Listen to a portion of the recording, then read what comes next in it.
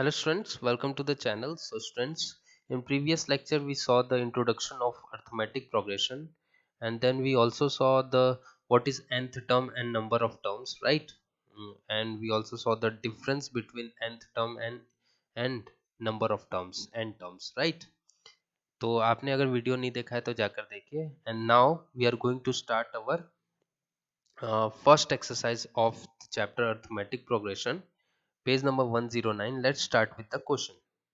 So choose the correct option and give reasons. So पहला बोला गया है कि फर्स्ट टर्म हमें जो है वहां पे पता करना है. And series is given like this: 3/2, 1/2, -1/2 and -3/2. Okay. Necessary concepts जो होंगे वो जो कि सॉल्व करने में आपके हेल्प करेंगे वो डेफिनेटली मैं कवर करने की कोशिश करूंगा. ओके. सो हमें जैसे कि हमें पहले ही पता है कि जो फर्स्ट टर्म होता है सीरीज का that is a term, that is a equals to 3/2. And D जो होता है वो कोई भी दो टर्म्स का डिफरेंस है ना. तो यहाँ पर डिफरेंस हम देख लेते हैं, second minus first, that is हमने क्या किया, a2 माइनस a1 किया ताकि डिफरेंस आ जाए. कॉमन डिफरेंस इसको बोलते हैं. Take LCM 2. यहाँ पे क्या आया, 1 - 3 आया एंड 2/2. आफ्टर दैट डी की वैल्यू जो आई बेटा वो कितनी आ गई, -1. तो आप देख सकते हैं ऑप्शन में कौन सा करेक्ट है. तो ऑप्शन में आपका करेक्ट है बेटा बी ऑप्शन, जहाँ पे ए की वैल्यू जो है वो 3/2 है एंड बी जो डी की वैल्यू है common difference that is -1. Okay. So second term, second part में आ जाते हैं. सेकंड पार्ट में आपसे बोला गया है इफ फर्स्ट टर्म इज -2, यानी फर्स्ट टर्म क्या होता है ए और वो दे दिया है -2 एंड कॉमन डिफरेंस भी हमें दे दिया है दैट इज -2. दोनों फर्स्ट टर्म भी -2 है, कॉमन डिफरेंस भी -2 है किसी भी अर्थमेटिक प्रोग्रेशन का. तो फोर्थ टर्म क्या होगा, तो इसका मतलब fourth is the position. Fourth is the position, इसका मतलब nth टर्म हमें निकालना है, यानी a4 की वैल्यू हमें निकालनी है. ठीक है, फोर्थ टर्म. ठीक है. तो फोर्थ टर्म क्या होगा, a4, जिसका फॉर्मूला क्या होता है, we will apply, sorry, we will apply here a nth term का formula, right. a plus N minus 1d, है ना. a plus N minus 1d. तो आप जब n की जगह 4 रखोगे तो a का a, राइट, 4 की जगह n की जगह 4 -1 एंड d का d, राइट. तो यहाँ पर आपको मिलेगा a+3d. ठीक है. a की वैल्यू हमें दी हुई है -2 +3 और d की वैल्यू -2. यहाँ से क्या आ जाएगा बेटा, -2 एंड इसको जब आप सॉल्व करोगे तो -6 आ जाएगा. सो आंसर इज -8, यानी फोर्थ टर्म जो है दैट इज -8. तो आप देख सकते हो ये तो हालांकि आंसर निकालने का तरीका है, लेकिन आप रीचेक करके देख सकते हो. पहला टर्म जो है हमें दिया हुआ है -2 और डिफरेंस जो है -2 है. तो इसका मतलब सेकेंड टर्म क्या होगा, माइनस क्या होगा 4, फिर -6 एंड देन -8. तभी आप देख सकते हो ये फर्स्ट टर्म, ये सेकंड टर्म, ये थर्ड टर्म, ये फोर्थ टर्म. तो फोर्थ टर्म कितना है, -8. ठीक है. और इसको आप सॉल्व करके देखोगे तो फर्स्ट टर्म तो -2 है और कॉमन डिफरेंस -4 ऑफ -2 क्या आ रहा है, -2, जो कि दिया हुआ था. तो आपका आंसर सिर्फ यहीं तक होना चाहिए. वो चेक करने का तरीका बता दिया, रीचेक कैसे करना है, लेकिन आंसर ऐसे होने चाहिए यूजिंग द फॉर्मूला. ठीक है. क्वेश्चन नंबर थर्ड की अगर हम बात करें, फर्स्ट का ही थर्ड पार्ट देखते हैं क्या दिया हुआ है. 15th टर्म दे दिया बेटा, 15th टर्म दे दिया, राइट. फर्स्ट का ही थर्ड पार्ट ध्यान से समझने की कोशिश करेंगे. 15th term in the AP, यानी एपी हमें दे दिया है 77, 13, 19 और हमसे बोल दिया गया है कि 15th टर्म कौन सा है. 15th की बात किया यानी पोजीशन की बात किया यानी A15. तो हम फॉर्मूला कौन सा लगाएंगे, nth टर्म पोजीशन वाला. फर्स्ट लेक्चर में ही मैंने बता रखा है कैसे पहचान में आता है कि ए nth निकालना है या n की वैल्यू निकालना है. तो जब भी पोजीशन हो यानी ए nth की बात किया गया है, यानी ए n की वैल्यू 15, ए की वैल्यू यहाँ से आपको क्या पता चल रही है, ए की वैल्यू 7 है, n की वैल्यू 15 रख दो -1 और d की वैल्यू निकाल लेते हैं. तो d की वैल्यू कैसे निकले बेटा, 13 - 7, यानी a2 - a1 जैसी करते हो तो d की वैल्यू आती है दैट इज 13 - 7 6, यानी d की वैल्यू 6 है ना.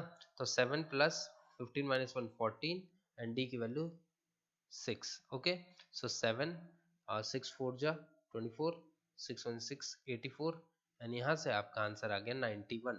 तो आप देख सकते हो ऑप्शन में A option is correct, that is 91, यानी 15th टर्म जो होगा वो 91 होगा। तो यहाँ का इसका आंसर ये है, ठीक है। क्वेश्चन नंबर फोर्थ में देखते हैं बेटा। क्वेश्चन नंबर फोर्थ, फर्स्ट का ही फोर्थ देख लेते हैं, है ना। फर्स्ट टर्म जो हमें दिया है that is 4 and common difference जो दिया है दैट इज -4 और बोला गया है nth टर्म। nth टर्म का फॉर्मूला यूज कर लीजिए। nth टर्म क्या होता है, पोजीशन है, तो a plus n minus one D और रख दीजिए, n के टर्म में ही आंसर आएगा क्योंकि nth टर्म की ही बात किया है, फोर्थ थर्ड ये सब की नहीं, nth टर्म यानी an ही निकालना है हमें। a की वैल्यू 4, n का n -1 और d की वैल्यू -4। यहाँ से क्या आ जाएगा 4 और ये मल्टीप्लाई होगा आपस में, तो -4n +4 और यहाँ से क्या आ जाएगा 8 4n, यानी nth टर्म जो आएगा बेटा क्या आएगा 8 4n, that is C option is correct, ठीक है। अब देखो बेटा यहाँ पर एक और इम्पोर्टेंट है, यहीं पर हालांकि मैक्सिमम कॉन्सेप्ट क्लियर हो गया, कवर हो गया है ना, और क्लियर भी हो गया होगा। फिफ्थ में देख लो थोड़ा सा अलग है, 78 इज विच टर्म, यानी यहाँ पर n की वैल्यू पूछी हुई है। क्या पूछा गया है, n की वैल्यू पूछा गया है और an की वैल्यू दे दी गई है, ठीक है। an की वैल्यू 78 दे दी गई है और ap जो है क्या है 3 8 13 18 and similarly dash dash dash.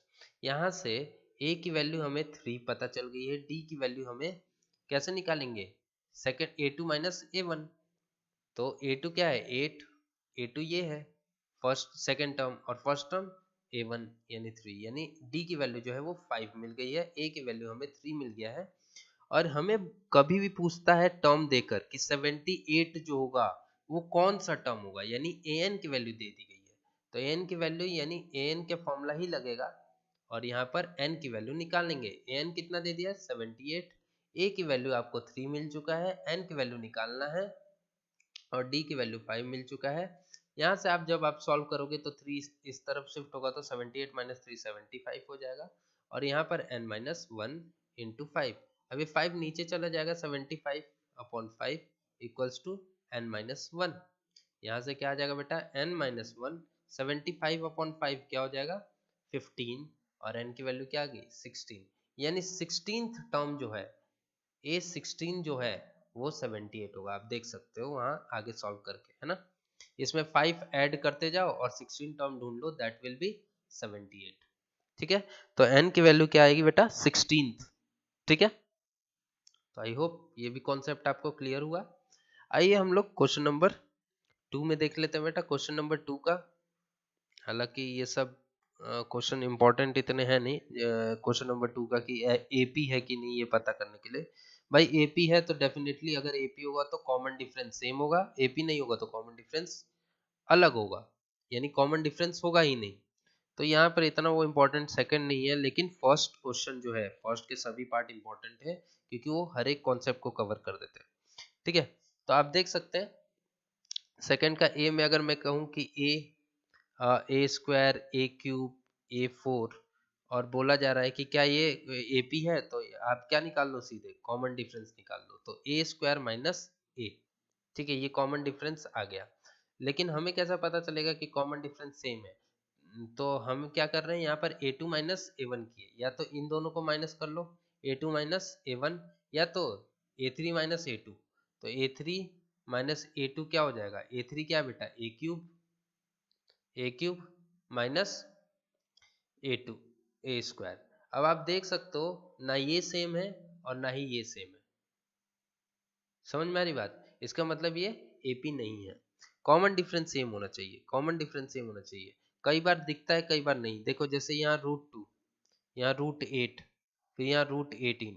अब आपको लग रहा होगा कि ये तो सर ऐसे ही दिख रहा है कि एपी नहीं है, लेकिन इसको फर्दर सॉल्व करो और √8 को क्या लिख सकते हो, √8 को रूट के फॉर्म में कैसे लिखते हैं प्राइम फैक्टराइजेशन लेकर, प्राइम फैक्टराइजेशन मतलब पेयर बनाकर, ये 2 2 एंड 2 1 जा है ना, जो सेम होते हैं पेयर बन जाता है, वो क्या हो जाता है बाहर लिखा जाता है 2 और बच जो जाता है वो अंदर, यानी 2√2, √8 को क्या लिखते हैं 2√2, रूट 18 को सिमिलरली लिख के बताओ, तो 2 9 जा, और यहाँ पे बेटा 3 3, राइट, 3 3 एंड 3 1 जा, तो यहाँ पर पेयर बन गया 3 का, तो 3 बाहर, अंडर रूट 2, यानी आप देख सकते हो 3 रूट 2, वैसे ये 4 रूट 2, आप चेक करिएगा, है ना। और अब आप देखिए ये a है और ये a2 है, ये a3 है, तो जब मैं d की वैल्यू निकालूंगा a2 माइनस a1 करके, तो आप देख सकते हो 2 रूट 2 माइनस रूट 2 क्या बन जाएगा, जब रूट सेम होता है तो सब्ट्रैक्ट होता है, यानी 2 माइनस 1 1, यानी आंसर क्या गया, रूट 2। बेटा मैं रूट 2 वाला 9th में ही समझा चुका हूँ कि ये जो सेम होगा तभी सब्ट्रैक्ट या ऐड होगा, है ना। वैसे ही अगर आप ये करोगे a3 माइनस a2, तो यहाँ पर 3 रूट 2 और माइनस 2 रूट 2, अगेन रूट 2 आएगा, तो आप देख सकते हैं कॉमन डिफरेंस सेम है, that means it is an AP, ये एपी है। सिमिलरली बाकी सब आप लोग करके देखोगे, है ना, मिक्स फ्रैक्शन में भी कोई घबराने की बात नहीं है, सिंपली 16 लोगे, ई वाला पार्ट बता रहा हूँ, एक 16 है, दूसरा को सॉल्व करोगे तो क्या आएगा, 2 18 जा 36, 37 अपॉन 2, और फिर नेक्स्ट 40 1 अपॉन 2, फिर आप इसको इसको माइनस करके डी निकालोगे, इसको इसको माइनस करके डी निकालोगे, अगर सेम हुआ तो वो एपी होगा, अदरवाइज नहीं होगा। तो ए का क्वेश्चन तो हम नहीं करेंगे क्योंकि हमें सिलेबस कंप्लीट करना है, ठीक है, कॉन्सेप्ट हमें पता होना चाहिए, कॉन्सेप्ट अगर पता है तो आपको भी क्वेश्चन करना बनता है। क्वेश्चन नंबर 3 में देखो बेटा, आपको बोल दिया 10th टर्म, यानी a10 की वैल्यू निकाल दो। अब मैं हिंट देते चल रहा हूँ, a10 की वैल्यू निकालनी है, कौन सा फॉर्मूला डालना है, a plus N minus 1d, a की वैल्यू आपको पता दिया हुआ है, a की वैल्यू 9 दी हुई है, d की वैल्यू आपको नहीं पता तो निकाल लो, 5 माइनस 9, है ना। a2 माइनस a1 करते हैं ना हम लोग, हमेशा सेकंड से फर्स्ट माइनस करते हैं, तो माइनस 4, तो d की वैल्यू यहाँ पुट कर दो -4, a की वैल्यू पुट कर दो, n की वैल्यू 10 दी हुई है, तो यानी a प्लस 9d हो जाएगा, बस यहाँ a और d पुट कर दो, आंसर आपका आ जाएगा। हालांकि हम ये लोग फर्स्ट पार्ट में, फर्स्ट क्वेश्चन के कुछ पार्ट्स हैं उसमें कर चुके हैं, वैसे 10 की जगह 40th टर्म, 40th टर्म है ना, 40th टर्म में क्या आएगा, a प्लस 39d, यहाँ पर रखोगे n की जगह 40, तो 40 माइनस 1 39d, और a की वैल्यू 100 और d की वैल्यू 70 माइनस 100, बुक बुक में देखो आपको d की वैल्यू वहां से देख के मैं लिख रहा हूँ, -30 आएगा, है ना, तो यहाँ पे पुट करो 40th टर्म आ जाएगा, nth टर्म वैसे निकाल लेना, ठीक है, nth टर्म आप वैसे निकाल लेना। चलिए क्वेश्चन नंबर 5 में एक बार फिर बता देता हूँ, सिमिलरली है, सिमिलर क्वेश्चन है, 1/9 4/9 7/9 एंड डैश डैश डैश, ये आपको AP दिया हुआ है, यहाँ से आप A की वैल्यू क्या निकालते हो, 1/9, D की वैल्यू क्या होगा, इससे इसको minus, so 4/9 minus 1/9 that is 3/9, है ना, और यहाँ से 1/3, तो D की वैल्यू आ गई आपके पास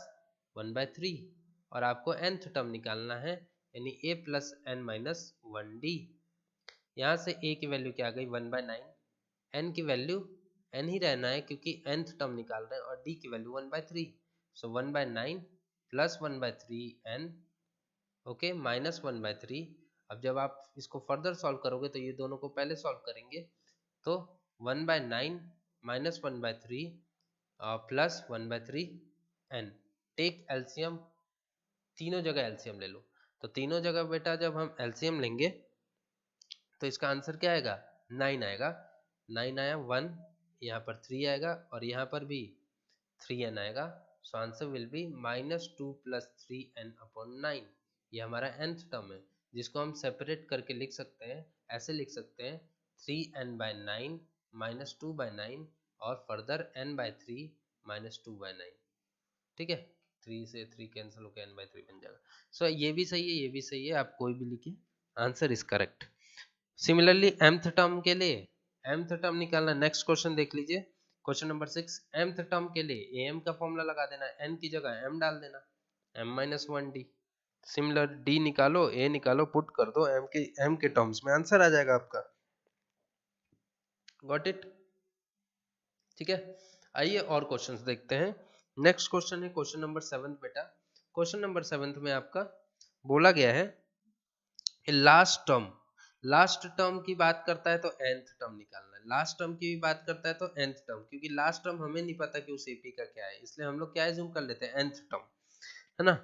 तो last term of AP is 218, तो लास्ट दे दिया है, लास्ट टर्म क्या दे दिया है 218, बोला गया है find the number of terms यानी n की वैल्यू, a क्या है 8 है, क्वेश्चन नंबर 7 में देख लो, d की वैल्यू कैसे निकाल लेंगे, तो d की वैल्यू 15 माइनस 8 दैट इज 7, यहाँ से 8 किधर चला जाएगा इधर जाएगा तो 210 बन जाएगा, और this will be 7n minus 7, minus 7n will again shift that side तो 217, 7n, n की वैल्यू हमेशा इंटीजर में आएगी क्योंकि नंबर ऑफ टर्म्स हमेशा काउंटेबल नंबर्स होंगे, तो 7 3 जा 21, 7 1 जा 7 यानी 31 टर्म्स हैं यहाँ पर, और लास्ट टर्म क्या होगा 218।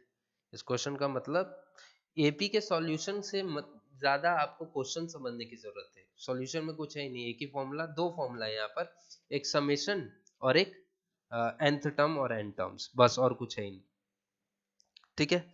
विच टर्म इज जीरो, तो अगेन जब मैंने बोला विच टर्म, जैसे क्वेश्चन नंबर फर्स्ट का फिफ्थ में 78 term is in which term है ना, जब विच टर्म बोला और nth दे दिया है, वैसे विच टर्म इज जीरो यानी an की वैल्यू जीरो दे दी है और n की वैल्यू आपको निकालनी है, an की वैल्यू बेटा क्वेश्चन नंबर 8 में an की वैल्यू आपको जीरो दे दी है और n की वैल्यू निकालनी है, पुट दिस फॉर्मूला, और हालांकि मैंने बता चुका है कि कैसे करना है, not a different question, this is same question, ठीक है, ओके, गॉट इट।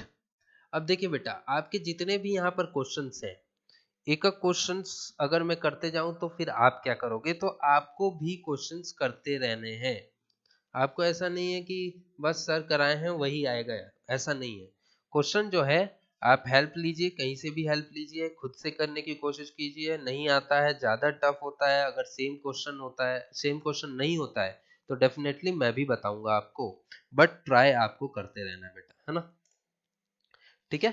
तो क्वेश्चन नंबर 9 की बात कर लेते हैं, क्वेश्चन नंबर 9 में क्या चल रहा है, क्वेश्चन नंबर 9 में आप देखिए, common difference of two arithmetic progression is same, यानी डी की वैल्यू दोनों में सेम है, D1 एंड D2, दो हमारे पास एपी है, क्या दो एपी है, AP1 एंड AP2, है ना, तभी ना बोला है टू अर्थमेटिक प्रोग्रेशन, और इसके कॉमन डिफरेंस सेम है, यानी AP1 का अगर मैं कॉमन डिफरेंस D1 लूं और AP2 का कॉमन डिफरेंस में D2 लूं तो ये दोनों सेम दे दिया है, यानी D1 upon D1 equals to D2 हमें दे दिया गया है, ठीक है। अब आपसे क्या कह रहा है कि if the difference of 99th term, 99 term मतलब a 99 एंड किसका किसका difference, if the difference of their 99 term, यानी पहले वाला एपी का 99 टर्म और दूसरे वाले एपी का 99th टर्म का डिफरेंस जो है वो 99 है। अब ध्यान से देखो, ये पहला वाला एपी है इसलिए A1 बोला हूं और ये दूसरा वाला है, तो यहां पर ध्यान से देखो, ए इसका ए ही होगा ना, क्या होगा बेटा ये ए ही होगा ना, तो उसका जो ए प्लस 98D1, क्या बोला गया ए प्लस 98D1, क्योंकि हमने कौन सा फॉर्मूला लगाया n-1d, और यहाँ पे आप n की वैल्यू 99 रखोगे तो 98D ही तो आएगा, और दूसरा एपी के लिए हम क्या लिखेंगे a plus 98D2 equals to 99, ठीक है, यहाँ अगर सेम है तो ये हमने A1 और A2 किया, जैसे D1 और D2 है वैसे ही A1 और A2, क्योंकि दोनों AP के लिए फर्स्ट टर्म भी तो डिफरेंट हो सकता है। अब आपसे क्या बोल दिया गया है D1 एंड D2 सेम है, इसका मतलब A1 प्लस 98D, इसको हम दोनों को क्या ले लेते हैं D, plus A2 plus 98D equals to 99, तो यहां से आपका A1 प्लस A2, क्या बेटा A1 प्लस A2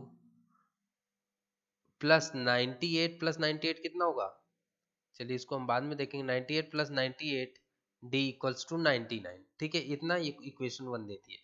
अब आपसे बोला गया है कि what will be the difference of their 99 triple ninth term, यानी अभी तक 99 टर्म हमें दे दिया था, अब देखो हमें पूछा गया है फर्स्ट एपी का triple ninth term minus second AP का ट्रिपल नाइन्थ टर्म, ये इंपॉर्टेंट है क्योंकि कंफ्यूजिंग थोड़ा सा हो जाता है, बाकी कुछ है नहीं इसमें।